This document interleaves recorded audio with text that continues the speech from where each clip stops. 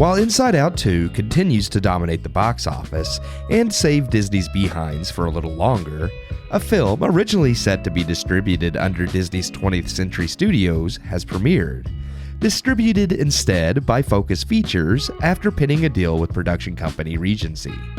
The Bikeriders, starring Austin Butler, Jodie Comer, and Tom Hardy, snagged third place at the box office with a modest $10 million.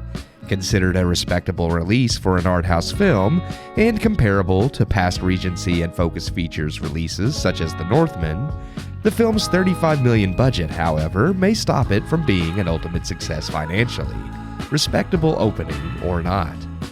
Based on the photo book of the same name by Danny Lyons, chronicling the real-life bike gang, the Outlaws Motorcycle Club, through interviews and photography, the film changes the gang's name to the Vandals. Adapted and directed by Jeff Nichols, writer and director of Mud, The Bikeriders is set in the 1960s Midwest, chronicling the rise of motorcycle gangs, specifically the Vandals in the film. What started as a group of enthusiasts, roughnecks, and social pariahs would soon grow out of hand into a legacy of violence and crime. The Bikeriders is evocative of its most known predecessors, such as The Wild One and Rebel Without a Cause, two films which are actually showcased on screen.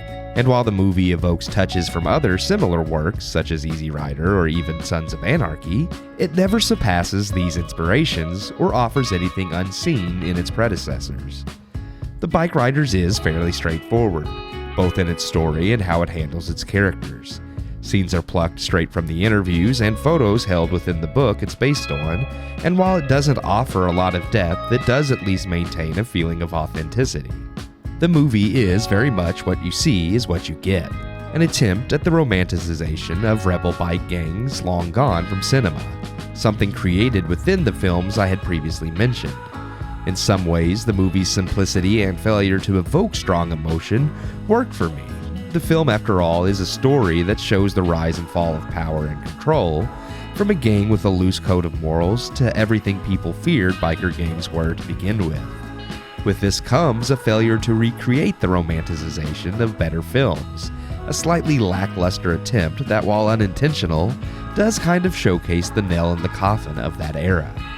Bikeriders probably won't be remembered in the years to come, it'll entertain certainly, and while the acting from all involved is terrific and a few scenes really land, such as Michael Shannon's Vietnam monologue, which seems to be the standout for most who've seen the film, everything else in the movie, while well done and well crafted, is not particularly memorable.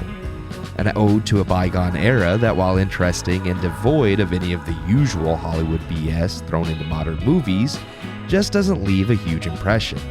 I enjoyed the film for what it was and would certainly revisit it in the future, but for many it will be a one and done.